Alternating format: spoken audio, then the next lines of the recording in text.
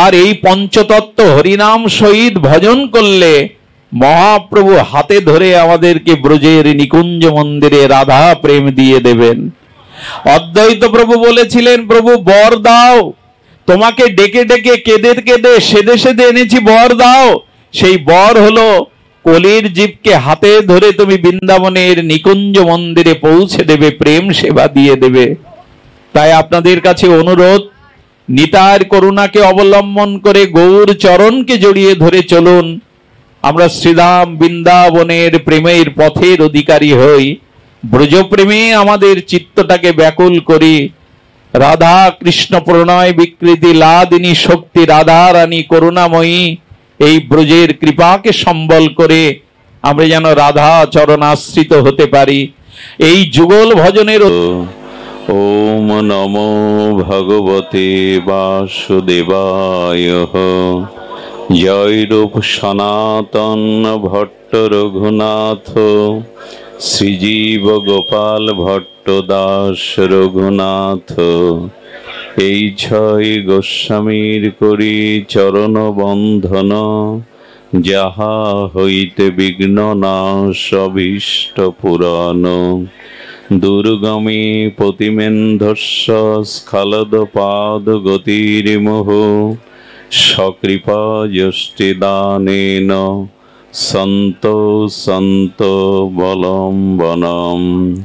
হরে কৃষ্ণ কৃষ্ণ কৃষ্ণ হরে হরে, হরে রাম রাম রাম হরে হরে। জয় শ্রী রাধে। সুধীবৃন্দ, আমাদের যে পঞ্চতত্ত্ব, যেহেতু এটা নামযজ্ঞের আসর, গৌর কথা নিত্যানন্দ পঞ্চতত্ত্ব কথা আসতে হবে। আপনারা লক্ষ্য করুন, এই পঞ্চতত্ত্ব ইতিপূর্বে জগতে আসেননি, এসেছিলেন তাদের অংশের অংশ কলা। এই যে পঞ্চতত্ত্ব আমরা দেখি, শ্রী বিগ্রহ রূপে পঞ্চতত্ত্ব দেখি, এই পঞ্চতত্ত্ব না জানলে আমরা হরিনামে ব্রজপ্রেমে যুগল ভজনে প্রবেশ করতে পারবো না। যদি এই আলোচনা বড় বিরল, এই আলোচনা সহসে আমরা আলোকপাত করি না। পঞ্চতত্ত্ব আত্মকং কৃষ্ণং ভক্ত স্বরূপকম, ভক্ত অবতারাং ভক্তাখ্যাং নমামি ভক্ত শক্তিকম। এই পঞ্চতত্ত্ব কে, কি স্বরূপে, যা ইতিপূর্বে কোনো কালে কোনো যুগে পঞ্চতত্ত্ব আসেননি একসাথে। আমাদের জানতে হবে যে স্বয়ং মহাপ্রভু এবার গোটা হয়ে এসেছেন। গোটা মানে কি? আমাদের বাংলা ভাষায় গোটা মানে আস্ত বলে, তাই তো? ক্ষুদ্র না, অংশ না, গোটা। তো মহাপ্রভু বা পঞ্চতত্ত্ব এবার গোটা হয়ে এসেছেন। গোটা মানে অংশ না। এতে চাংশ কলাপুংস কৃষ্ণস্ত ভগবান স্বয়ং। সেই কৃষ্ণ ভগবান তো স্বয়ং গোটা পরিপূর্ণ, কিন্তু মহাপ্রভু হলো, মহাপ্রভু স্বয়ং ভগবান কৃষ্ণের থেকে পরিপূর্ণ। তার কারণ ব্রজের কৃষ্ণ এবার রাধা সুবলিত তনু নিয়েই সেই গৌর কি হয়েছেন, কৃষ্ণ এবং রাধা এই দুটি পরতত্ত্ব একত্রিত হয়ে একটা গোটা গৌর হয়ে জগতে এসেছেন। এই জন্য কৃষ্ণের থেকে পরিপূর্ণ আমার গৌর। মন চলে যাচ্ছে, যদিও প্রতিকূল আবহাওয়া, তার মধ্যেও আমরা এগিয়ে যাই। দেখুন, ভগবান কৃষ্ণ ব্রজেন্দ্র নন্দন স্বয়ং ভগবান পূর্ণ, কিন্তু এই পূর্ণের মধ্যে কিছু অপূর্ণতা ছিল। আর সেই অপূর্ণতাটা ঘোচাবার জন্য আজ গোটা হয়ে, অর্থাৎ রাধা ভাব সুবলিত তনু হয়ে রাধা কৃষ্ণ মিলিত হয়ে এলেন। এই গৌর সব কলিযুগে আসে না, সব কল্পে আসে না, ব্রহ্মার একদিনে কেবল আসে। এই জন্য বললাম গোটা হয়ে এসছেন, অংশ হয়ে আসেননি, শুধু পূর্ণ হয়ে আসেননি, পরিপূর্ণ স্বরূপে মহাপ্রভু এসছেন। তার কারণ কি? চিরকাল নাহি করি প্রেম ভক্তি দান। আমি অন্যান্য যুগে প্রেম ভক্তি দান করতে পারিনি, কথাটা কি ঠিক হলো? সত্যযুগে প্রেম ছিল না, দাপরের ভক্তদের প্রেম ছিল না, ত্রেতাতে প্রেম ছিল না? বলে প্রেম ছিল, কিন্তু সেই প্রেম ছিল না। দেখুন, ধ্রুব প্রহ্লাদ ভগবানের নিষ্কিঞ্চন শুদ্ধ ভক্ত, তারাও ভগবানের প্রেমিক ভক্ত, ভক্ত প্রবর, কিন্তু ধ্রুব প্রহ্লাদও এই প্রেম পায়নি যে প্রেম মহাপ্রভু পঞ্চতত্ত্বকে সাথে নিয়ে দিতে এসেছিলেন। এবং উনি দাবি করছেন, কি দাবি করছেন? আমা বিনা অন্য নারে এই প্রেম দিতে। কি প্রেম আমরা পরে বলছি। মহাপ্রভুর অভিমান হলো আমি ছাড়া এই প্রেম কেউ দিতে। জয় শ্রী রাধে।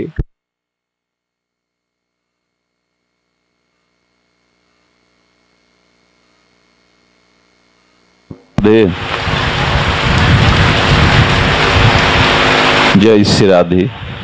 বলো, কৃষ্ণচন্দ্র ভগবান পরিপূর্ণ স্বয়ং হলেও ব্রজের বাইরে এই প্রেম দিতে পারেননি।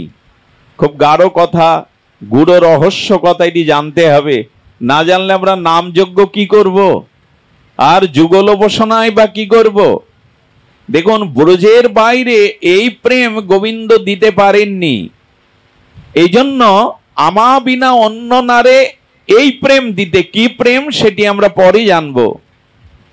তো চিরকাল নাহি করি প্রেম ভক্তি দান প্রভু রাম অবতারে করেননি, প্রভু সত্য যুগে ত্রেতা যুগে করেননি। বলে করেছি, ধ্রুব প্রহ্লাদকে প্রেম আমি দিয়েছি বটে, তারা প্রেম প্রাপ্ত হয়েছে, কিন্তু ধ্রুব প্রহ্লাদ ব্রহ্মা শিবাদি সনকাদিবৃন্দ যে প্রেম পায়নি সেটা হলো ব্রজ প্রেম, রাধা মাধুর্য প্রেম, সেটা কেউ দেয়নি। আমরা কত ভাগ্যবান, কত ভাগ্যবতী। দেখুন, এই প্রেম অন্য যুগে ধ্রুব প্রহ্লাদ পায়নি, ব্রহ্মাজিও পাননি। সেই প্রেম বিতরণের জন্য স্বয়ং পরতত্ত্ব পরিপূর্ণ, যাকে সহজ বাংলায় গোটা বলে, মহাপ্রভু সেই স্বরূপে এসেছেন। সাথে কাদের এনেছেন? দেখুন, পঞ্চতত্ত্ব ইতিপূর্বে জগতে আবির্ভূত হয়নি, তাদের অংশ এসেছে। যেমন পাশে যদি নিত্যানন্দ স্বরূপকে দেখেন, কে এই নিত্যানন্দ? নিত্যানন্দ মূল সংকর্ষণ। সেই মূল সংকর্ষণের অংশ হলো ক্ষীরোদশায়ী, কারণকশায়ী, গর্ভোদকশায়ী বিষ্ণু। আর সেই মহাবিষ্ণু থেকে, কারণবশায়ী বিষ্ণু থেকে ব্রহ্মা বিষ্ণু মহেশ্বর যত অবতারগণ এসেছে, অর্থাৎ মূল সংকর্ষণ চতুর্ভুহের অংশের অংশ, কলা অংশানো অংশ এ জগতে এসেছে স্বয়ং সংকর্ষণ, যিনি বলরাম এবং লক্ষণ সহিত আজ নিত্যানন্দ রূপে এসেছেন। একা আসছেন না, ওর মধ্যে আরো 2-3 জন যুক্ত। আমরা কাকে দেখছি? পঞ্চতত্ত্ব। আমাদের ভাগ্য দেখুন, এভাবে আসেননি তারা। আর নিত্যানন্দের মধ্যে আবার মঞ্জরি ভাবও আছে। নিত্যানন্দ একা নয়, ওখানে মঞ্জরি ভাবেও নিত্যানন্দ এসেছেন অনঙ্গ মঞ্জরি রূপে। অর্থাৎ নিত্যানন্দ স্বয়ং সংকর্ষণ বলরাম, অভিন্ন গোবিন্দের কায়বুহ, কিন্তু তার সাথে আবার এসেছেন মঞ্জরি ভাব নিয়ে। এই জন্য নিত্যানন্দ স্বরূপে স্বয়ং এসেছেন। অনুরোধ করছি, হাত জোড় করছি, এই কথাগুলি কোলাহলের মধ্যে কথা নয়। অনেক গভীরে না গেলে এ কথা আমরা অনুধাবন করতে পারবো না। কেন জানি না এ কথা এলো। আর পাশে যে অদ্বৈত প্রভু আছে, ইনিও কখনো স্বয়ং এভাবে আসেননি। জয় রাধে, জয় রাধে। অদ্বৈত প্রভুকে একটু ধ্যান দিন। মহাবিষ্ণু এসেছে, বিষ্ণু অংশে অবতার এসেছে, মহাবিষ্ণুই আসছেন। অদ্বৈত আচার্য হলেন মহাবিষ্ণু শুধু নয়, ওর সাথে ভগবান শঙ্করও একত্রিত হয়েছেন। আমি আগেই বলেছি, এরা জগৎ কল্যাণে অংশ পাঠিয়েছে, কিন্তু স্বয়ং এভাবে আসেননি। আমাদের ভাগ্যে সেটা জুড়ল। আমরা ভাগ্যবান মনে করি তো। বাড়ি গাড়ি পেলেই কি ভাগ্যবান হওয়া যায়? বড় পদ প্রতিষ্ঠা পেলেই কি ভাগ্যবান হওয়া যায়? আসলে যা পেয়েছি আমরা সে ভাগ্য আমরা বুঝতে পারিনি যে কাকে পেয়েছি, কাদেরকে পেয়েছি। এই জন্য ভগবান শিব এবং মহাবিষ্ণু তারা জগতের কল্যাণের জন্য একত্রিত হয়ে অদ্বৈত আচার্য হয়ে নেমে এলেন। এই ভাগ্য অন্য যুগে হয়নি, অন্য যুগে তারা আসবেনও না। আমরা সামনে রেখে দিয়েছি পঞ্চতত্ত্বকে, কিন্তু উপলব্ধি করলাম না কারা এসেছে, আমাদের কি দিতেই বা এসেছে। আচ্ছা, গদাধর পণ্ডিত গোস্বামীকে, মহাপ্রভুর বামে তো গদাধর, এই গদাধর হলো, দেখুন নিত্যানন্দ হলো ভক্ত স্বরূপ, আর ভক্ত রূপ হলেন মহাপ্রভু, আর ভক্ত অবতার হলেন অদ্বৈত আচার্য, আর ভক্ত শক্তি স্বরূপ এসেছেন গদাধর গোস্বামী। আচ্ছা, গদাধর কে? বলো রাধা রানীর অংশ শক্তি গদাধর। কিন্তু আমার একটা প্রশ্ন জাগে, রাধা কৃষ্ণ মিলিত হয়ে যদি গৌর হয়ে এলেন, পাশে গদাধর রাধা স্বরূপ কেন? রাধা রানী আবার একটা স্বরূপ নিয়ে গদাধর হলেন কেন? এ প্রশ্ন আসবে কিনা? এ প্রশ্ন আসবে কিনা? কিন্তু আসা স্বাভাবিক। আর শ্রীবাস ঠাকুরের দিকে তাকান, স্বয়ং নারদের সাথে প্রহ্লাদ আদি মিশে আর ভক্ত শক্তি রূপে প্রকাশ হয়েছেন আমাদের শ্রীবাস ঠাকুর। এই পঞ্চতত্ত্বের মধ্যে আমরা একটু জানবো যে দেখুন আবার রাধারানী কেন গদাধর রূপে বামে আছেন। আচ্ছা, এই যে রাধা কৃষ্ণ মিলিত হয়ে গৌর হলেন, প্রেম ও পরতত্ত্ব পরম উপভোগ করলেন, তিনটি বাঞ্ছা অপূর্ণ ছিল ব্রজে, সেটা পূর্ণতার জন্য। সেই পূর্ণতাটা কি? আমি এবার হাত জোড় না করে পারবো না, আপনাদের কর্ণেন্দ্রিয় বুদ্ধি মনকে এদিকে দিন, এ কথা যেন কোলাহলে বাদ না যায়। দেখুন, ব্রজে যে আস্বাদনটা হয়নি গোবিন্দের, সেটা গৌর অবতারে উনি উপভোগ করছেন। কি উপভোগ করছেন?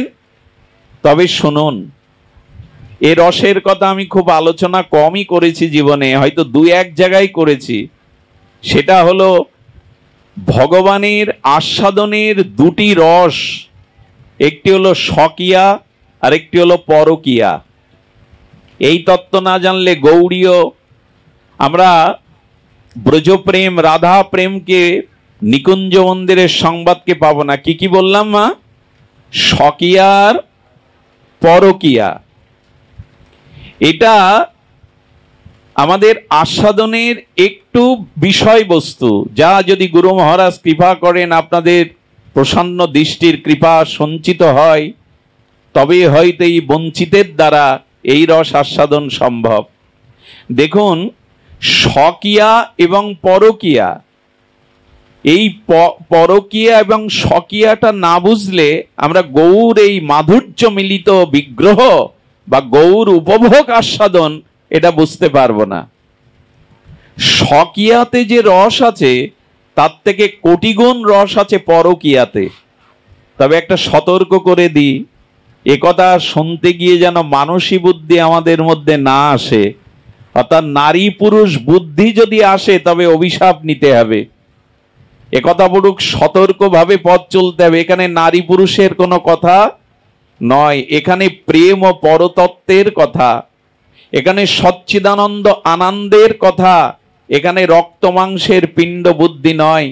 অর্থাৎ শ্রীমতী লাদিনী শক্তি অধীশ্বরী রাধারানীকে কেউ যদি রক্ত মাংসের যুবতী ভেবে বসেন, এ লীলা তার না শোনাই উচিত। এ লীলা শুনলে তিনি অভিশাপের মধ্যে পড়ে যাবেন। রাধারানী রক্ত মাংসের সুন্দরী নয়, দেবী কহে দোতমানা পরমা সুন্দরী। রাধারানী পরমা সুন্দরী মানে রক্ত মাংস দিয়ে গড়া রাধারানী নয়, সচ্চিদ আনন্দের যে প্রেম ঘন স্বরূপবৃত্তি লাদিনী, সেই প্রেম দিয়েই গড়া। এখানে প্রেমের মূর্তি, এখানে প্রেম ছাড়া, সচ্চিদানন্দ তত্ত্ব ছাড়া রক্ত মাংসের পিণ্ড কোনো অভিশপ্ত দেহ নয় রাধারানীর। এই জন্য আমাদের মানসী বুদ্ধি ত্যাগ করতে হবে। নরনারীর, যুবক যুবতী, নায়ক নায়িকার সজাতীয় এই প্রেমকে এর মধ্যে আনলে কিন্তু প্রবেশ না করে অভিশাপ নেমে আসবে। তাই আগেই সতর্ক করি, রাধারানীকে মানসী বুদ্ধি করবেন না, রক্ত মাংসের বুদ্ধি করবেন না। তো স্বকীয়াতে যে আনন্দ আছে, রস আছে, উচ্ছ্বাস আছে, তার কোটি গুণ আছে পরকীয়াতে। ভগবান কোনটা ভোগ করবেন, অল্প না বড়টা? ভগবান কোনটি ভোগ করবেন? অল্প ভোগ করেন কি তিনি? যার সামর্থ্য আছে, ক্ষমতা আছে, সে অল্প ভোগ করে? সে তো মহাত্মই ভোগ করবে। আচ্ছা, অগস্ত্য ঋষি কয় সমুদ্রের জল পান করেছিলেন নিঃশ্বাসে? 7 সমুদ্রের জল। আমরা পারবো তো? 2 গ্লাস জলও তো পার করতে পারবো না, কিন্তু উনি 7 সমুদ্রের জল এক নিঃশ্বাসে করপল্লবে পান করছেন। ওই ক্ষমতা আপনার আমার আছে। তেমনি ভগবান যদি কোনো রস আস্বাদন করেন, সেটা সর্বোত্তম রস। সাধারণ রস কেন তিনি আস্বাদন করবেন? এই জন্য বলছেন স্বকীয়াতে, যে স্বকীয়া কাকে বলে আগে জানি। দেব, দ্বিজ, ব্রাহ্মণ, অগ্নি সাক্ষী করে সমাজের মাঝখানে যে যুবক এবং যুবতীর, পাত্র এবং পাত্রীর বিবাহ হয়, বেদকে সাক্ষী করে, অগ্নিকে সাক্ষী করে, দেব দ্বিজকে সাক্ষী করে, একে বলে স্বকীয়া। অর্থাৎ পাত্র পাত্রীর যে বিবাহ হলো সামাজিক মেলবন্ধনে, শাস্ত্রকে সামনে রেখে, একে বলে স্বকীয়া। নিশ্চয় বোঝা যায় স্বকীয়া। কিন্তু পরকীয়া, পরকীয়াটা হলো বহু বাহ্যমানতা। পরকীয়া কি আগে বুঝতে হবে। আমরা যেন জগতের কলঙ্কিত অভিশপ্ত পরকীয়া না বুঝি। বারবার সতর্ক করা হচ্ছে, বারবার সাবধান করা হচ্ছে। কারণ ছুরিটা ডাক্তারের হাতে দিন, কোন সার্জারি বিভাগের প্রধানকে দিন, তাহলে বুকে ছড়িয়ে বসিয়ে দিয়ে উনি আপনাকে রোগ নিরাময় করতে পারবেন। ছুরিটা সন্ত্রাসীর হাতে, শিশুর হাতে দিয়েন না। ও নিজেকে ক্ষতবিক্ষত করবে, অন্যকেও রক্তাক্ত করবে। এই পরকীয়ার ছুরিটা যেন আমরা আমাদের মতো জগতের মতো অভিশাপের পরকীয়া না ভাবি। পরকীয়া কাকে বলে? প্রচ্ছন্ন কামতাকে বলে পরকীয়া। প্রচ্ছন্ন কামতা মানে, প্রচ্ছন্ন কামতা আছে যে প্রেমে, যে মিলনে বাধা আছে, অন্তরায় আছে, 5টি অন্তরায় যাতে আছে, প্রচ্ছন্ন কামতা, তাকে বলে পরকীয়া। কি কাম? প্রচ্ছন্ন কামতা কাকে বলে? বাধা কাকে বলে? অন্তরায় কাকে বলে? না, পরকীয়াতে বাধা হলো সমাজের ভয়। সমাজের ভয় কিছু না। পর স্ত্রী যদি, পর রমণী যদি পরপুরুষের কাছে যেতে চায়, সমাজ বাধা হয়ে দাঁড়াবে না? পরিবার বাধা হয়ে দাঁড়াবে না? ধর্ম বাধা হয়ে দাঁড়াবে না? পরকাল বাধা হয়ে দাঁড়াবে না? শাস্ত্র মর্যাদা বাধা হয়ে দাঁড়াবে কিনা? এই বাধাগুলো আছে বিধায় পরকাতে রস বা উচ্ছ্বাস অনেক বেশি। কারণ যে প্রেমে কোনো বাধা নাই, অন্তরায় নাই, সে প্রেমের আস্বাদন পরম হতে পারে না। সহজে যে বস্তু পাওয়া যায়, স্বকীয়াতে যা পাওয়া যায়, তাতে আস্বাদনের ন্যূনতা থাকে। পরকীয়াতে কেন উচ্ছ্বাস থাকে? পরকীয়াতে উচ্ছ্বাস থাকে বহু। আর এখানে যে প্রেমে বাধা হয়ে দাঁড়ায়, দেখুন একটু বলতে হয়, ভরতমুনি আমাদের রতিশাস্ত্র যেভাবে লিখিত বা জগৎকে জানিয়েছেন, এটা বিরল। ভরতমুনি রতিশাস্ত্র লিখেছেন, সেখানে উনি লিখছেন জগতের নরনারী প্রাকৃত নায়ক নায়িকার যে মিলন, তাকে বলে রতি। তাকে কি বলে? রতি। এই জগতে এই রতি সুখটাকেই মানুষ সুখ মনে করে। কিন্তু বলছেন প্রাকৃত জগতের মানব মানবী বা স্বামী স্ত্রী, তাদের মিলনকেই রতি বলে। কিন্তু এই রতি অভিশপ্ত, এই রতি ঘৃণিত, এই রতি মানুষকে পতন বা স্খলন করিয়ে দেয়। কিন্তু পরমানন্দ, পরম রতি কি, ভরত তাই জানাচ্ছেন ভরতমুনি। পরম রতি কাকে বলে? দেখুন, মিলন 2 প্রকারের, রতি 2 প্রকারের। রতি হলো মদন বা কামের স্ত্রী। এই রতি সুখ সকলেই চাইছে, কিন্তু স্বকীয়াতে যে রতি, প্রাকৃত জগতে মানব মানবীর যে রতি, সেই রতিতে আছে যুবুৎসা রস। সেই রস বেশি দিন টিকে থাকে না। রোগ এসে ধরে, শোক এসে ধরে, মৃত্যু এসে আক্রান্ত করে। একদিন রূপও থাকে না, ক্ষমতাও থাকে না, যোগ্যতাও থাকে না, আর এটি অভিশাপে রোগশেগে রূপান্তরিত হয়। তবে রাধা মাধবের পরকীয়া রস কি তাই? বললো একদমই তাই নয়। ভরতমণি বললেন যাতে বহু বাধা আছে, অন্তরায় আছে, আর সেই অন্তরায়ের দ্বারাই যে রতি পরম চরম অপ্রাকৃত আস্বাদিত উচ্ছ্বাস তরঙ্গ হয় তাকে বলে অপ্রাকৃত পরমা রতি। আর এই রতি পাওয়া যায় পরকীয়াতে। কি করে বোঝাই বলুন তো আপনাদের? রাধারানী এবং গোবিন্দ কি দুইজন?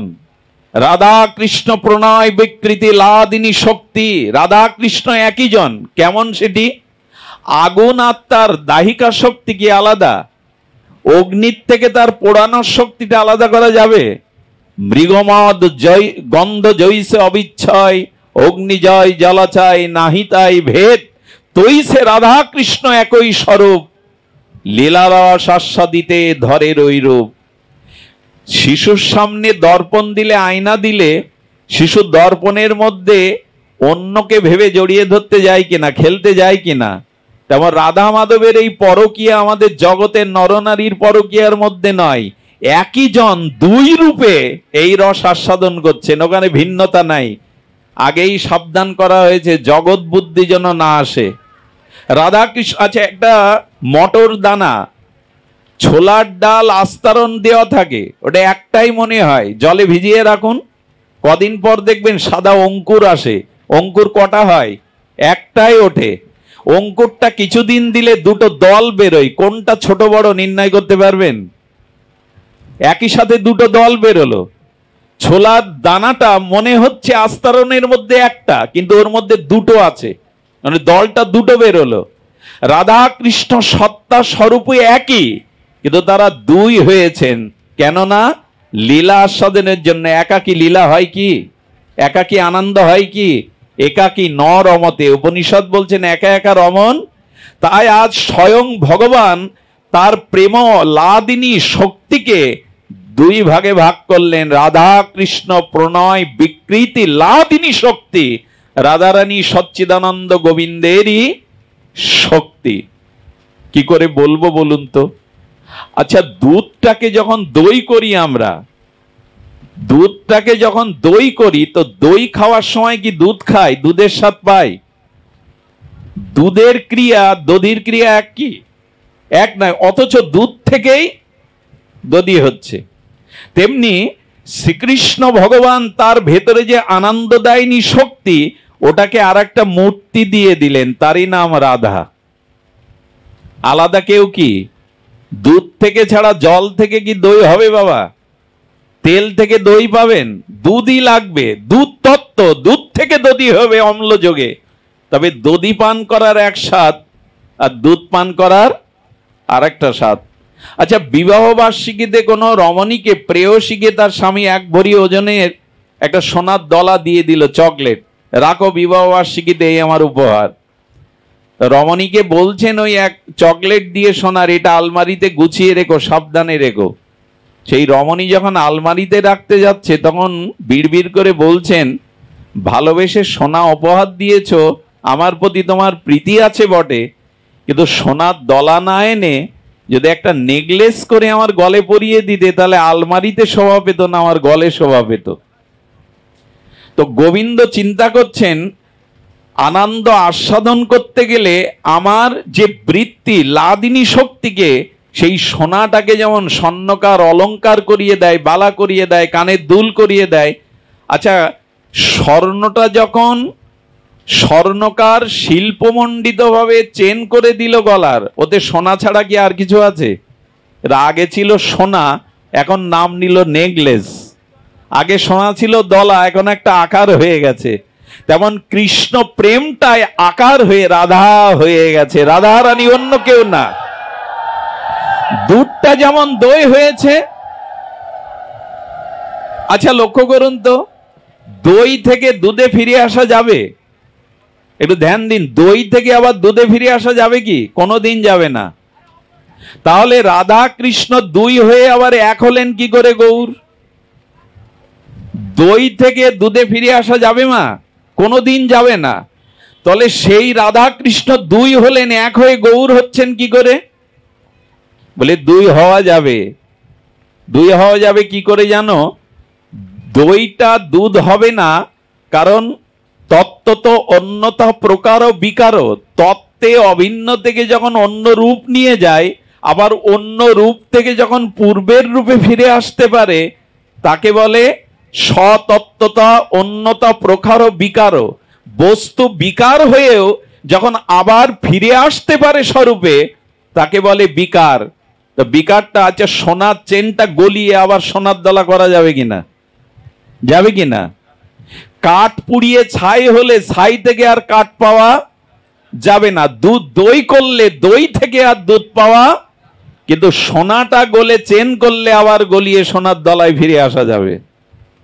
মাটির ঘরটা ভেঙে গেলে আবার ওই মাটিকে নরম করে মাটিতে আবার ফিরিয়ে আনা যাবে। তেমনি দুই হলেন বটে, কিন্তু আস্বাদনের জন্য আবার দুজনে এক হয়ে যাচ্ছেন। এই হলো আমার গৌর। আর এখানে স্বকীয় রস নয়, পরকীয় রস। সেটি কেমন? বাধা আছে, সমাজের বাধা, শাস্ত্রের বাধা, মর্যাদার বাধা, পরিবারের বাধা। বাধাটা কেমন জানেন? একই তো রাধা কৃষ্ণ। আপনারা বৃন্দাবনের কোকিলা বনের কথা শুনেছেন। কোকিলা বনে দাঁড়িয়ে দাঁড়িয়ে গোবিন্দ কুহু কুহু রবে ডেকেছিলেন, অর্থাৎ সংকেত দিচ্ছেন রাধারানীকে অভিসারে আসবার জন্য। তো যেখানে কুহু কুহু শব্দে ডেকেছিলেন, ওই বনটার নাম হয় কোকিলা বন। আমি একবার বসন্তের বাইরে অন্য শীত ঋতুতে গিয়েও সেখানে কোকিলের ডাক শুনতে পেয়েছিলাম। এখনো কোকিল ডাকে। সেই কোকিলা বনে কুহু কুহু শব্দে গোবিন্দের সংকেত দিচ্ছেন, রাধারানীর চোখে ঘুম নাই।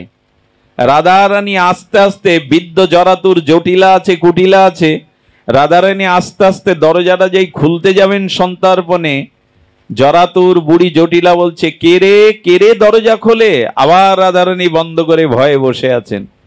আবার গোবিন্দ কুহুরবে। সারাটা রাত যোগমায়া তাদের মিলন করতে দিলেন না।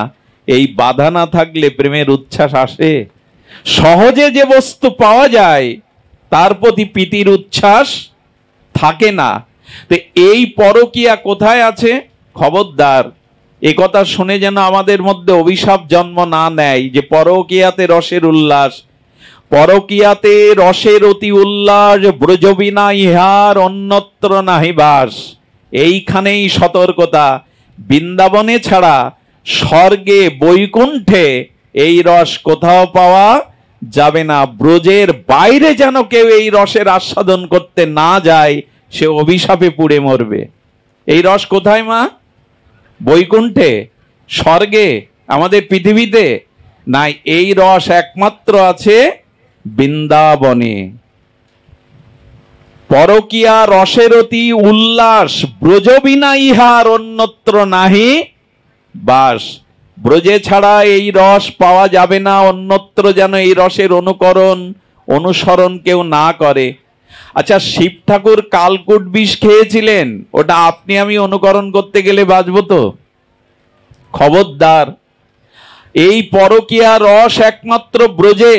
সদ্গুরুর চরণাশ্রয় করে কাম বীজ কাম গায়ত্রী সাধনার দ্বারা যারা মঞ্জরি ভাব সাধনা পেয়েছে, এই রস তাদের জন্য। আর মহাপ্রভু এই রসটা হরিনামের মধ্যেও দিয়ে গেছেন, যদি ব্রজপ্রেম আশ্রয় করে এই হরিনাম করা যায়। আমি বড্ড কঠিন করে ফেলছি, তবু বলবো যে রাধারানীর ভাবটা দেখুন। যোগমায়া দেবী পূর্ণমাসী এসেছেন। আরে রাধে, এত উৎকণ্ঠিত কেন? তুমি এত ভীত সন্ত্রস্ত কেন? পূর্ণমাসীকে দেবীকে প্রণাম করে রাধারানী বলছেন, দেবী মা, আমার উপায় বলুন, আমি কি করে বাঁচবো? আচ্ছা, রাধারানীর সাথে কৃষ্ণের তখনও চোখে চোখ পড়েনি, দেখা হয়নি। পূর্ণমাসী দেবীকে বলছেন, দেবী মা, আমার উপায় কি হবে? কেন, কি হয়েছে? রাধে, তোমার কি হয়েছে? বলেন, আমাকে বাঁচতে দেবে না। বলো, কে? বলে, ব্রজেন্দ্র নন্দন আমাকে আর বাঁচতে দেবে না। বলে, কেন, কি হয়েছে? বলে, দেখো মা, আমার সম্মুখে সর্বদা এসে আমার পথ রুদ্ধ করে দাঁড়ায়। বলে, কি করে দাঁড়ায়? বলে, আমার সম্মুখে চলে আসে, আমার নয়ন যেদিকে যায় সেখানেই আমি শ্যামসুন্দর আমার সামনে এসে উদয় হয়। ভালো করে বুঝুন, তখনও দুজনার চোখে চোখ পড়েনি, তজনও দুজনার দেখা ইতিপূর্বে কৃষ্ণ দর্শনই হয়নি রাধারানীর, কিন্তু বলছেন যেদিকে নয়ন যায় আমার সামনে এসে দাঁড়িয়ে পড়ে। অন্য কাজ আমার করা হয় না, আমি অন্য গৃহকর্মে যেতে পারি না। বলো কি করবে? তাকে তাড়িয়ে দেবে? বলো কৃষ্ণকে যদি তোমার সামনে এসে দাঁড়ায় তাহলে কি করবে? রাধারানী বললেন কি করবে বলে দাও। বলে ওখান থেকে পলায়ন করবে, চলে যাবে ওই স্থান ছেড়ে। বলে যখনই যাওয়ার উদ্যোগ নেই তখন দুই ভুজ প্রসারিত করে আমাকে আটকে দেয়, আমাকে অন্য কোথাও যেতে দেয় না। আচ্ছা, যখন তোমার দুই বাহু প্রসারিত করে আটকে দেয় তখন চিৎকার করো না কেন? আরে চিৎকার করলে তো লোকজন আসে, তোমার স্বামী অভিমন্যু আছে, জটিলা কুটিলা আছে। বলে যেই চিৎকার করি এই বলবান তার করপল্লব দিয়ে আমার মুখ কেটে ধরে, চিৎকার করতেও দেয় না। দেখা কিন্তু এখনো কিন্তু কেউ কাউকে দেখেনি, কিন্তু এই দেখুন উচ্ছ্বাসটা কোথায়, রস কোথায়, আবেদনটা কোথায়, নিবেদনটা কোথায়। বলেন তা যখন করপল্লব দিয়ে চেপে ধরে তখন পৌড় ক্রিয়া, পৌড় মুদ্রা কেন অবলম্বন করো না? অর্থাৎ দন্ত দিয়ে কেন কামড়াও না? একটু শক্তি প্রয়োগ কেন করো না? হাতটা সরিয়ে নেয়। বলে শক্তি প্রয়োগ করতে যখন যাই, শক্তি প্রয়োগ যখন করি তখন আমার চরণ জড়িয়ে ধরে যে আমায় ছেড়ে দিও না, আমায় ছেড়ে কোথাও যেও না। আমার চরণ জড়িয়ে ধরে। আমার উপায় আর কি হবে? আমি তো ছাড়তে পারছি না, তাকে ত্যাগ করতে পারছি না। এটা আশ্চর্যের কথা কি জানেন? ব্রজবাসীরা কৃষ্ণকে মন থেকে তাড়াবে বলে ধ্যান করে, জানেন? ঋষিমণিরা ধ্যান করে গোবিন্দকে হৃদয়ে ধারণ করবে বলে, আর ব্রজগোপিকারা গোবিন্দকে হৃদয় থেকে তাড়াবে বলে ধ্যানে বসে, যোগে বসে। বলে তাড়াতে বেরোছে, বললো ধ্যান করতে থাকলে তাড়াতে গেলে আরো বেশি এসে উদয় হয়। বলে তাড়াতে চাও কেন ভগবানকে হৃদয় থেকে? বললো ও আমাদের সংসার করতে দেবে না, ও আমাদের ভালো থাকতে দেবে না। বললো কেন? বললো সকালবেলা যখন গাভী দহন করি তখন কৃষ্ণ এসে বলে, জানো গোপী, যশোদা মা কাল রাত্রে আমাকে খেতে দেয়নি, এই দেখো আমার বড় ক্ষুধা লেগেছে, তো কি করব? বললো বাটটা দুগ্ধের পাত্রে না টেনে আমার মুখের দিকে টানো না, মুখে এসে দুগ্ধ পড়ুক। তো যখন বাটটা গোপালের গোবিন্দের বদনের দিকে হা করে আছে, আমরা টানতে যাই, শাশুড়ি এসে চুল ধরে।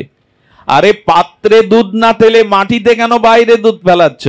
শাশুড়ি তো আর দেখছে না ওখানে দুধ কে পান করতে এসছে। ওর মনের ভাবনা যে গোবিন্দ সামনে এসে খেতে চাইছে। আচ্ছা, ঘরটা মুছিয়ে আমি যখন একটু ঘুটে দিতে যাই না, বৃন্দাবনে গোমাতা আছে, গরু আছে, আর তখন দেখি আমার ঘরে ননি ঢেলে আর আসবাবপত্র সব নষ্ট করে দেয়।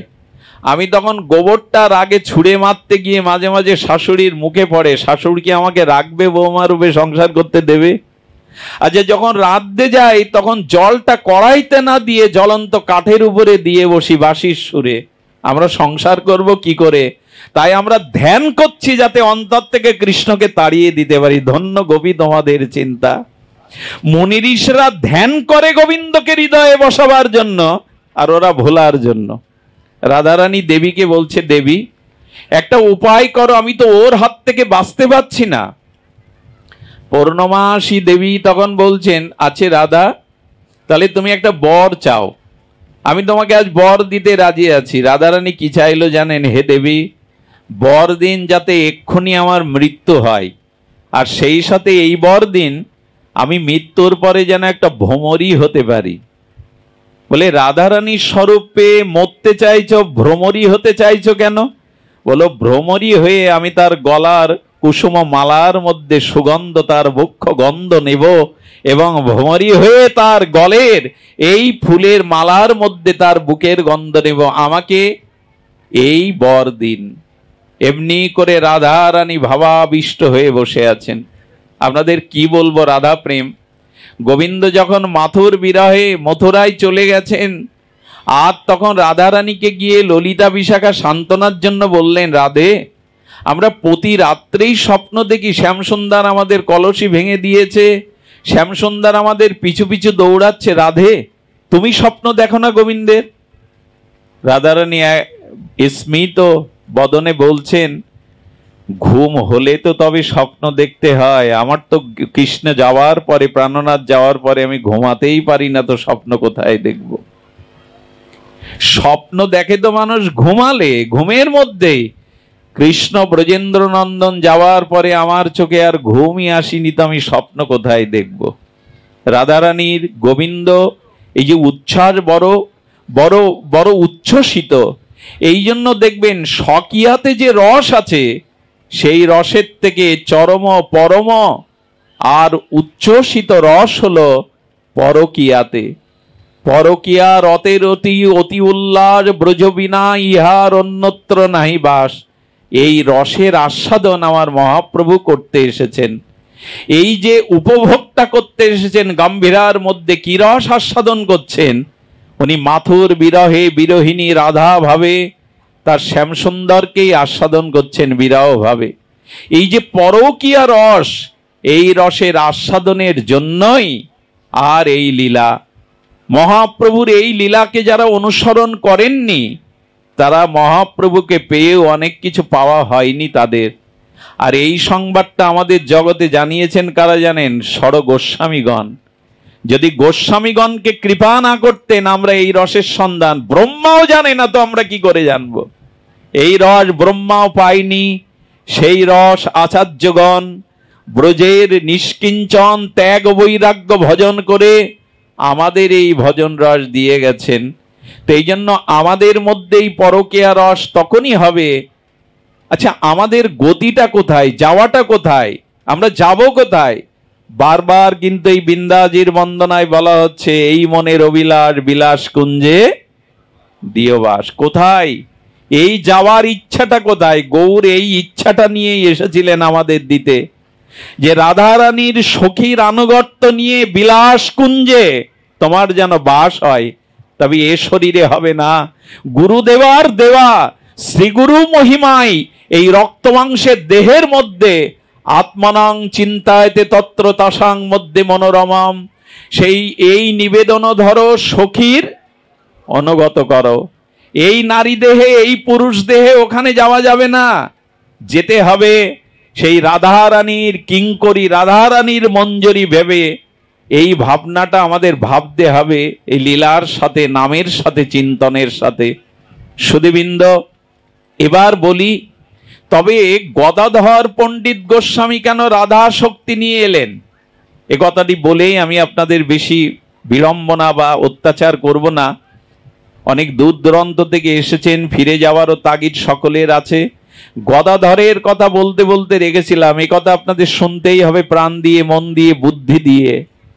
শ্রদ্ধালু হয়ে শুনুন, রাধারানী কেন ওখানে দাঁড়িয়েছেন তার কারণটি জানুন। আমরা পরকীয়া রসের কথা বলছিলাম, এর উচ্ছ্বসিত ব্রজপ্রেমের তরঙ্গ আমরা শুনতে শুনতে যদি গদাধরে আসি, তবে দেখব গদাধর বামে কেন জানেন? আচ্ছা, রাস রজনীতে রাধারানী বলছেন, শ্যামসুন্দর তোমার নৃত্য দেখাও। গোবিন্দ নৃত্য করছেন, সখী সহ রাধারানী গোবিন্দের নৃত্য দর্শন করছে। আবার গোবিন্দ বলছেন, রায় তুমি সখী সহ নৃত্য করো, আমি সেই নৃত্য দর্শন করব। আচ্ছা, যখন রাধারানী সখী সহ নৃত্য করছেন, তখন শ্যামসুন্দর দর্শন করছেন। আচ্ছা, দুজনে যখন একই সাথে নৃত্য করছেন রাজমঞ্চে, তখন না গোবিন্দ যুগলের নৃত্য আস্বাদন করতে পারছেন, না রাধারানী। আচ্ছা, দুইজন নাচলে সেই নৃত্যটার রস আস্বাদন করা যায় কি? যদি রাধা কৃষ্ণ একই সাথে নৃত্য করেন, কে কার নৃত্য রসমাধুর্য দেখবে? তাই রাধারানীর স্বাদ হলো, যখন যুগলে নৃত্য হয় রাসে, সেই নৃত্য কেমন আনন্দের আমার তো দেখা হয়নি। তাই আজ রাধারানী গদাধর শক্তিতে বামে দাঁড়িয়েছেন। আজ তো রাধা কৃষ্ণ দুই মিলিত হয়ে গৌর নাচছে, মানে রাধা কৃষ্ণই নাচছে। আমার মহাপ্রভু যখন দুবাহু তুলে নৃত্য করছেন, সেই নৃত্যটা রাধা কৃষ্ণের মিলিত রাসের নৃত্য। এই জন্য গৌর নৃত্য যারা একবার দেখেছে, তাদের আর কামনা বাসনায় ফিরে যাওয়া হয়নি। ওই নৃত্য দেখেই তারা ব্রজপ্রেমে আজ উদ্ভাসিত হয়ে গেছে। আজানুলম্বিত ভুজ রাধা কৃষ্ণ মিলিত প্রেম তত্ত্ব যখন নৃত্য করেছেন, এই নৃত্য দেখবার জন্য ব্রহ্মা শিবাদি পর্যন্ত দুর্গাদি পর্যন্ত আজ নবদ্বীপে এসেছে মহাপ্রভুর সেই নৃত্য। রাধা কৃষ্ণ একই সাথে রাসবিলাসে যখন নৃত্য করছে, ওটা রাধারানী দেখবার জন্য গদাধর হয়ে গৌরের বামে দাঁড়িয়ে আছেন। ওই নৃত্য কেমন আস্বাদিত হয়। এই জন্য মহাপ্রভু যখন রথাগ্রে নৃত্য করছেন, তখন জগন্নাথ বিস্মিত হয়ে হাসছেন। রাধা কৃষ্ণ মিলিত তনু মহাপ্রভুর নৃত্য। আমরাও তো আসরে নামে নাচি, মহাপ্রভুর নৃত্য কি সেই নাচ? এই নৃত্যটা কাকে বলে? আগে ব্রজপ্রেম, আগে ভগবত প্রেমটা হৃদয়ে এসে সেই প্রেমের আনন্দের উচ্ছ্বসিত তরঙ্গে বাইরে দেহে যে দোলাটা আছে, এরই নাম নৃত্য। নৃত্য শুধু শিখে হয় না, নৃত্যটা আনন্দেরই বহিঃপ্রকাশ। এই জন্য যখন গৌর নৃত্য করছেন, তখন গদাধর বামে দেখে নৃত্য করতে করতে যখন ধুলায় ধূসরিত হচ্ছে, গদাধর কোল দিচ্ছেন মহাপ্রভুর। অর্থাৎ রাধারানী আজ যুগলের নিত্য বিলাস আনন্দ রস আস্বাদন করছেন। সুধীবৃন্দ, এই গদাধর এবং গৌর কি বলছেন, সেটা এই নামযজ্ঞের আগে আলোচনার বিষয়বস্তু হওয়া উচিত। কারণ নিতাই মহিমা না জানলে, নিতাইয়ের করুণা না জানলে আমরা গৌর প্রেমও পাবো না, যুগল ভজনের অধিকার পাবো না। নিতাই চাঁদ সম্পর্কে মহাপ্রভু যে কথা বলছেন আমাদের জানা প্রয়োজন। অভিন্ন নিত্যানন্দ, অভিন্ন গৌরচন্দ্র তত্ত্বই হলো নিত্যানন্দ। নিতাই চাঁদ এবং গৌরচন্দ্র অভিন্ন।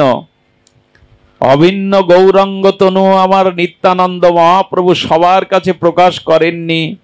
রাঘব ভবনে এসে পানিহাটিতে বলছে, রাঘব আমাকে তোমার গোপ্য কথা কই। নিত্যানন্দ ভিন্ন, আমি এবং নিত্যানন্দতে এক তত্ত্ব ছাড়া ভিন্ন দেখবে না। তিলদ্ধ নিত্যানন্দ যে নিন্দা করে, আমারে ভজিলেও সে আমাকে পাবে না। তিলদ্ধ নিত্যানন্দকে এড়িয়ে নিত্যানন্দকে যারা নিন্দা করে, তারা গৌর প্রেম পাবে না।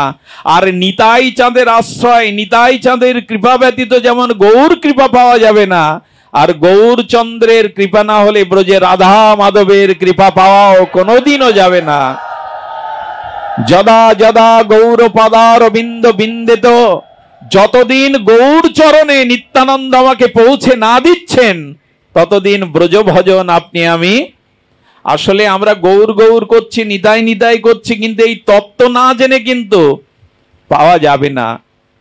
পাইতে নাই বলেছে, নিতাইয়ের কৃপা বিনা ভাই ব্রজে রাধা কৃষ্ণ। আচ্ছা পেলে কি হবে? আচ্ছা কোন মধু সংগ্রহকারী ব্যক্তি যদি মধুর চাক পায়, তো মধুর চাক পেলে তো আনন্দ হওয়ার কথা, কিন্তু আনন্দ হবে না যদি চাকে মধু না থাকে। আচ্ছা চাক পেয়ে লাভ আছে যদি মধু না পাওয়া যায়? তেমন নিতাইকে না পেলে রাধা কৃষ্ণ পেতে পারেন, কিন্তু তাতে মধু পাওয়া যাবে না। মাধুর্য আস্বাদন নিত্যানন্দই দিয়ে দেবে। কার কাছে যেতে হবে মা? আগে নিতাই ভজ, নিতাই না ভজলে গৌর পাবে না, আর গৌর চরণে না গেলে ব্রজের যুগল উপাসনা ও মাধুর্য কোনো কালে পাওয়া যাবে না। এই জন্য নিত্যানন্দ তত্ত্ব কি গৌর বলছেন, গদাধর বলছেন যে নিত্যানন্দ কৃপা ছাড়া কেউ গৌর পাবে না। আর আমরা তো নিতাই ছাড়া আমাদের কোনো উপায় নেই। মা সকল, বাবা সকল যারা এসেছেন, আপনাদের কাছে বিনীত নিবেদন করে বলি, নিতাই চরণ আশ্রয়, নিতাই কৃপা ছাড়া আমাদের কোনো গতি নাই। আমাদিশ পতিত জীবের কোনো গতি নাই। আচ্ছা নিতাই চাঁদ কি নাম ধরেছেন? পতিত পাবন। পতিত কাকে বলে? যারা শ্রুতি এবং স্মৃতিশাস্ত্র বিধান না মানে, যারা ধর্মকে ত্যাগ করেছে, তাদের বলে পতিত। বেদাদি শাস্ত্রের নিয়ম যারা পালন করে না, যারা ধর্মকে পরিত্যাগ করেছে, তাদের কি বলে? পতিত বলে। পতিত মানে স্খলিত যিনি, যাকে কৃপা করার কেউ নেই। কিন্তু নিত্যানন্দ কি নাম ধরেছে? পতিত পাবন। অর্থাৎ পতিতের আর কোনো যাওয়ার জায়গা নেই, পতিত পাবনের কাছেই যেতে হবে। আর তো কোনো জায়গা নেই পতিতের।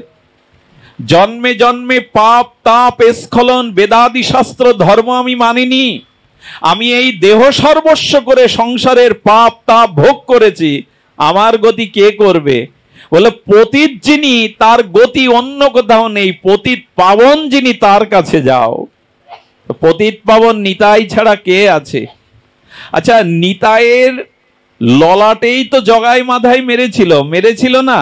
মহাপ্রভুর রক্ত কিন্তু ঝরেনি, মহাপ্রভুকে ওরা আঘাত করেনি, কিন্তু কৃপাটা করলো তো নিতাই।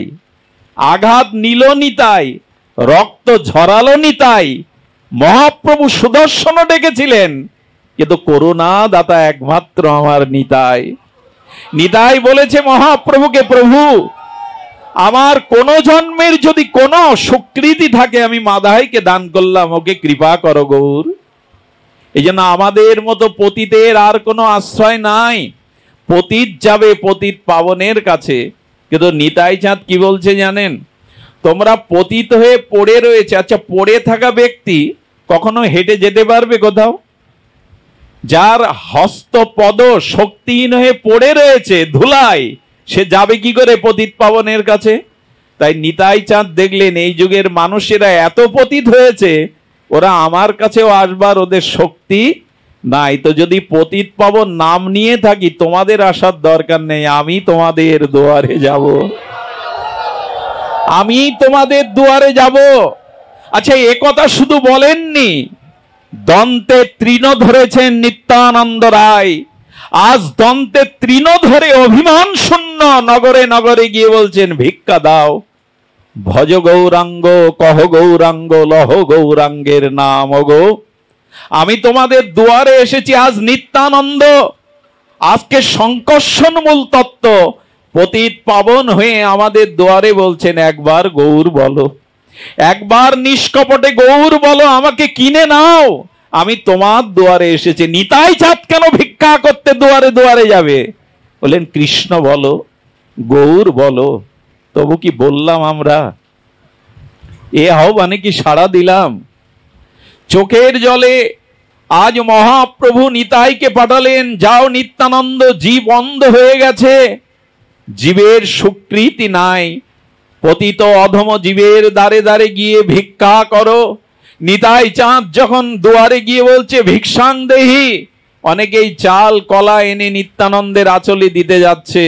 নিতাই চাঁদ আমার অক্রোধ পরমানন্দ হয়ে বলছেন না গো, এবার চাল কলা অর্থ নিতে আসেনি। বলে কি ভিক্ষা নেবে অবধূত? বলে একবার গৌর বলো, একবার কৃষ্ণ বলো, এই ভিক্ষা আমি নিতে এসেছি, একবার বলো কৃষ্ণ, একবার গৌর বলো। বলে একবার বললে কি হবে? বলে আমি বলছি, দিনান্তে যে নিতাই বলে একবার, সে হয় আমার, আমি হই তার। একবার নিষ্কপটে গৌর বলো, কৃষ্ণ বলো, তিনি তোমাকে আশ্রয় দিবেন। তিনি তো পতিত পাবন হয়ে এসছেন। এই জন্য নিতাই কাউকে বঞ্চনা করেনি, নিতাইয়ের কৃপা হতে জগতে কেউ বঞ্চিত হয়নি। আচ্ছা, আজ যদি বলা যায়, প্রশ্ন করে আমার দুয়ারে তো নিতাই আসে না, আজ আমি আপনাদের দৃঢ়তার সহিত বলতে পারি আজও আপনার দুয়ারে নিতাই দাঁড়িয়ে আছে, আজও পতিতের দুয়ারে নিতাই দাঁড়িয়ে আছে। আমরা দেখছি না কেন জানেন? আচ্ছা, ঘরের ভেতর থেকে যদি দুয়ারে খিল দেওয়া থাকে, দরজা আটা থাকে, বাইরে কে আছে দেখা যাবে? নিতাই চাঁদ আমার দুয়ারে দাঁড়িয়ে, কিন্তু আমার দুর্বাসনার দুয়ার আমি খুলে দেখলাম না, আমার বাসনার দুয়ার খুলে দেখলাম না, দুয়ারে নিতাই দাঁড়িয়ে আছে। দুয়ারে পতিত উদ্ধারণ লীলায় নিতাই দাঁড়িয়ে আছে। একবার বাসনার দুয়ার খুলে দিন, বাসনার দুয়ার খুলে দিয়ে দেখবেন নিতাই চাঁদ আজও দাঁড়িয়ে আছে। তারা কিভাবে সেবা চায় জানেন? কিভাবে করুণা করেন পতিতকে। আজ নিতাই গৌর পতিত উদ্ধারণ লীলায় এসেছেন, নিতাইয়ের করুণা আরো বেশি, নিতাইয়ের করুণা আরো বেশি। নিতাই চাঁদ সকলকেই, কারণ ক্রোধ নাই, কোনো মান নাই, দন্তে তৃণ ধরে বললেন, হ্যাঁ, কে লৌগ কিশোরীর প্রেম নিতাই ডাকে আই, নেবে তোমরা রাধা প্রেম নেবে, ব্রজ প্রেম নেবে, আমার গৌর নেবে। আজ সেই নিতাই চাঁদ এসেছে, কিন্তু আমার বলা হলো না। বড় বাবাজি মহারাজ বলেছিলেন যে দেখুন আজকে নিতাই চাঁদ কাকে প্রচার করছে বাবা? খুব মূল্যবান একটি কথা। নিতাই কাকে প্রচার করছে? গৌরকে তো। বলে তোমরা ভজ গৌরাঙ্গ, কহ গৌরাঙ্গ বলছেন, বড় বাবাজি মহারাজ কি বললেন জানেন? যে ভোজদে শেখায় তাকে আগে ভজন করো। আহা, যে ভোজদে শেখায়, ভজন জানায়, আগে তাকে ভজন করো। নিতাই গৌর বলাচ্ছে, কিন্তু বড় বাবাজি মহারাজ বললেন আগে নিতাইকে ধরো, আগে নিতাই ভজন করো, তবে সে গৌর দেবে। অমন নিতাই ভজ, ভজলে নিতাই গৌর পাবে। নিত্যানন্দ স্বরূপে আমাদের দুয়ারে কে দাঁড়িয়ে জানেন? শ্রী গুরুদেব দাঁড়িয়ে। শ্রী গুরুদেব হলেন নিত্যানন্দ স্বরূপের বেষ্টি স্বরূপ। আজ গুরু মহারাজ দুয়ারে দাঁড়িয়ে আছেন নিত্যানন্দ স্বরূপে। এই জন্য শ্রী গুরু করুণা, নিত্যানন্দ সমষ্টি গুরুর করুণা হয়ে গুরুদেব দুয়ারে দাঁড়িয়ে। এই জন্য আপনার শ্রীগুরুই হলেন ব্যষ্টি, আর নিত্যানন্দ সমষ্টি নিত্যানন্দের স্বরূপ। এই জন্য ব্যাস পূজার দিনে আমরা গুরুদেবকে কেন পূজা করি? গুরু পূর্ণিমায়, কারণ গুরুদেবের মধ্যে আমার নিতাই চাঁদের স্বরূপ আছে। গুরুই তো করুণা করবেন, গুরুদেবই কৃপা করে করুণা করবেন। সেই করুণা দাতা, প্রেমদাতা আমার নিতাই চাঁদ এমনি করে প্রেম বর্ষণ করছেন। আর এই নিতাই মহিমা, নিতাই চরণ আশ্রয় ছাড়া আমাদের অন্য কোনো গতি, আমাদের অন্য কোনো আশ্রয় নাই। এই জন্য নিত্যানন্দকে আশ্রয় করে আমাদের ভজন। সুধীজন, গৌরচন্দ্রের অপার করুণা কেবল নিত্যানন্দতে মনে পড়ে নিতাই চাঁদের এক মহিমা। তখন লীলা চলে। নিত্যানন্দ প্রভু গালের তাম্বুল সেবা করে না, আর গালটা রাঙা করেছেন। আর কি করেছেন? তার অঙ্গে নববিধ অলঙ্কার পরেছেন, তামার পরেছেন, সোনার পরেছেন, রূপার পরেছেন, অলঙ্কার পরেছেন। এক বৃদ্ধ ব্রাহ্মণ মহাপ্রভুর চরণে এসে বলছে, প্রভু তোমাকে দেখে ত্যাগ বৈরাগ্যে মাথা নত হয়। কি তোমার ত্যাগ, কি তোমার বৈরাগ্য, কিন্তু অবধূত নিত্যানন্দকে বুঝতে পারি না। নিত্যানন্দ গাল রাঙিয়েছেন তাম্বুল সেবা করে। আচ্ছা, নববিধ অলঙ্কার পরেছেন, ওনাকে দেখে মনে হয় ভোগীর মতো। যেই বলেছেন, মহাপ্রভু জিহ্বা কেটে বললেন, নিত্যানন্দ মহা অধিকারী, তুমি অপরাধ করেছ। নিত্যানন্দ মহা অধিকারীতে যারা দোষ দেখে তাদের করুণা কোনোদিনই হবে না, কৃপা হবে না। যাও নিতাইয়ের চরণে গিয়ে ক্ষমা চাও। সুধীবৃন্দ, সেই বৃদ্ধ যখন নিতাইয়ের চরণে পড়েছেন, বৃদ্ধকে তুলে বললেন, তোমার সংশয় এসেছিল আমি অলঙ্কার পরেছি, কেন জানো?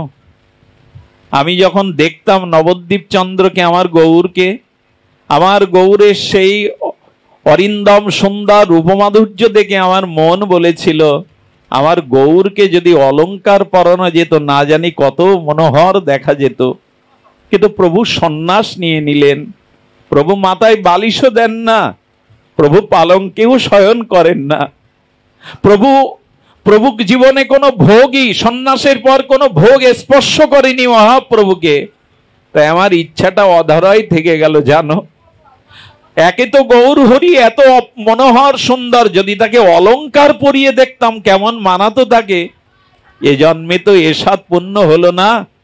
তাই গৌরাঙ্গ, আসলে আমি আমার অঙ্গকে গৌরকে দিয়ে দিয়েছি। আমারে দেহ আমার নয়, আমারে অঙ্গ আমার নয়, আমি গৌরাঙ্গকে দিয়ে দিয়েছি।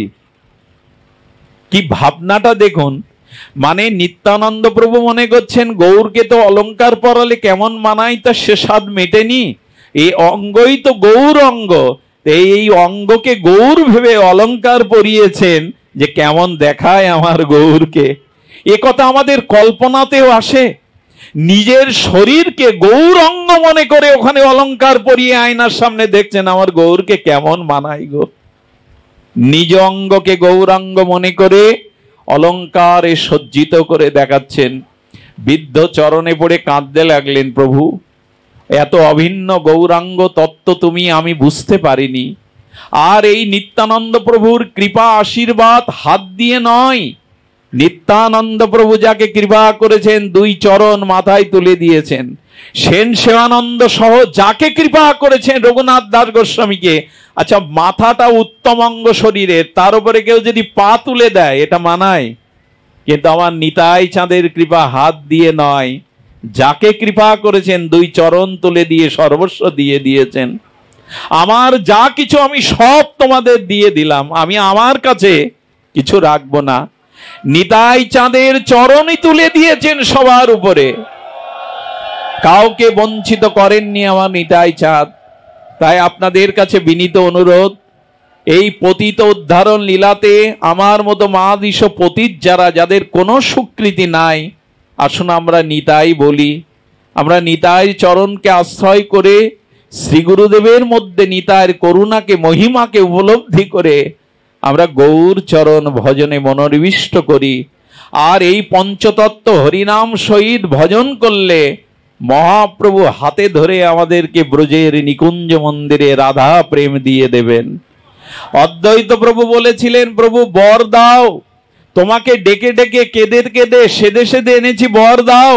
সেই বর হলো কলির জীবকে হাতে ধরে তুমি বৃন্দাবনের নিকুঞ্জ মন্দিরে পৌঁছে দেবে, প্রেম সেবা দিয়ে দেবে। তাই আপনাদের কাছে অনুরোধ, নিতাইয়ের করুণাকে অবলম্বন করে গৌর চরণকে জড়িয়ে ধরে চলুন। আমরা শ্রীধাম বৃন্দাবনের প্রেমের পথের অধিকারী হই, ব্রজপ্রেমে আমাদের চিত্তটাকে ব্যাকুল করি। রাধা কৃষ্ণ প্রণয় বিকৃতি লাদিনী শক্তি রাধা রানী করুণাময়ী, এই ব্রজের কৃপাকে সম্বল করে আমরা যেন রাধা চরণাশ্রিত হতে পারি, এই যুগল ভজনের অধিকারী হতে পারি। কারণ এমন চরণ চিন্তা করেন, কুরুক্ষেত্রের 100 বছর পূর্ণ হলে আর দ্বারকা ব্রজ মিলন হয়েছিল। রুক্মিণী দেবী রাধারানীকে একটু গরম দুধ খাইয়েছিলেন, জানেন? হে রাধে, তোমার কথা স্বপ্নেতে গোবিন্দ রাতে কেঁদে ওঠে রাধে রাধে বলে। আমি তোমাকে একটু দুগ্ধ সেবা দিতে এনেছিলাম, কিন্তু দুগ্ধটা ছিল উষ্ণ গরম। রাধারানীকে যখন দুগ্ধ সেবা দিতে যাবে, রাধারানী বললেন, আমি 100 বছর দুগ্ধ খাইনি, দুগ্ধ আস্বাদন করিনি। কারণ আনন্দ না থাকলে সঙ্গীতার দুগ্ধ সবাই পান করতে চায় না। বলেন, শ্যাম সুন্দর বলে দিয়েছে তোমাকে সেবা করতে। বলে, শ্যাম বলেছে? তবে দাও। তিনি যদি বলে থাকেন তবে দাও। সেই দুগ্ধটা রুক্মিণী দেবী রাধারানীকে সেবা করিয়ে সন্ধ্যায় যখন দ্বারকাধীশ গোবিন্দের চরণ সেবা করতে যাচ্ছেন, দেখছেন গোবিন্দের চরণটা ঠোলা উঠে গেছে, পুড়ে পুড়ে গেছে। প্রাণনাথের চরণ জড়িয়ে ধরে বলছে, রুক্মিণী, কে তোমার কমল চরণ এভাবে পুড়িয়ে দিল? রুক্মিণী, একটু আগে তো তুমি এই চরণ পোড়ালে। বলে, তার মানে প্রভু, হস্তটা তোমার চরণে দিতে গেলেও হাত কাঁপে, না জানি ব্যথা পায়, আমি তোমার চরণ কি করে পোড়ালাম? একটু আগে যাকে দুধ পান করিয়ে এলে, সেই দুধটা ছিল উষ্ণ গরম। আর রাধারানী হৃদয়ে আমার চরণ ছাড়া অন্য কিছু যে থাকে না। ওই দুগ্ধটা পানের সাথে সাথে রাধারানীর চিত্তে আমার চরণেই এই তাপ লেগেছে। এ কি ব্যাখ্যা করার কথা গো? এ কি জড়বুদ্ধি মানুষকে বোঝানোর কথা যে রাধারানীর হৃদয়ে গোবিন্দ চরণ ছাড়া অন্য কিছু নাই? কবে এইভাবে হৃদয় হবে? হে রাধে, হে করুণাময়ী, শয়নে স্বপনে জাগরণে নিদির ধ্যানে যেদিকে তাকাই, কবে শ্যামসুন্দরকে তোমার কৃপায় উপলব্ধি করতে পারবো। এই পঞ্চতত্ত্বের কৃপা নিয়েই আমরা আগামীতে যে নামযজ্ঞ হচ্ছে, সেই নামযজ্ঞই আমরা অর্পিত হব, সমর্পিত হব, নামকেই গ্রহণ করব। আমি যে কথা আপনাদের বলতে চেয়েছি, পঞ্চতত্ত্বের আরাধনা ছাড়া, নিতাইয়ের করুণা ছাড়া, মহাপ্রভুর অনন্য প্রেমের অবদান ছাড়া আমরা নাম যজ্ঞে পৌঁছাতে পারবো না। এই বর্ষণ মকর শ্রাবণ সন্ধ্যায় আমাদের আশ্চর্য হতে হয়। আমার আচার্য প্রভুপাদ এখানে এসেছেন, আমাদের প্রণাম্য। আমাদের রাধেশ্যাম ডাক্তারবাবু তার মূল্যবান সময় নিয়েও এসেছেন। অনেক মায়েরা কি করে ফিরে যাবেন আমি জানি না এই দুর্যোগের মধ্যে। তবু ধন্য এই খানখানাপুর, ধন্য এই যজ্ঞের অধিবাস, যেখানে এত ভক্তগণ মিলিত হয়ে তাদের চরণ ধুলি দিয়ে দেন। সেই ধাম নিশ্চয়ই ধামে রূপান্তরিত হবে, সেই স্থান নিশ্চয়ই পূর্ণতা পাবে। সমাগত ভক্তমণ্ডলী সকলের চরণে বিনম্র প্রণতি জানিয়ে আজকের মতো গৌর কথা, আমার মহাপ্রভু নিতাই চাঁদের কথা এখানেই বিশ্রাম। জয় শ্রী গুরু প্রেমানন্দে গৌর হরি বল। জয় শ্রী রাধে, জয় শ্রী রাধে, জয় শ্রী রাধে, জয় শ্রী রাধে।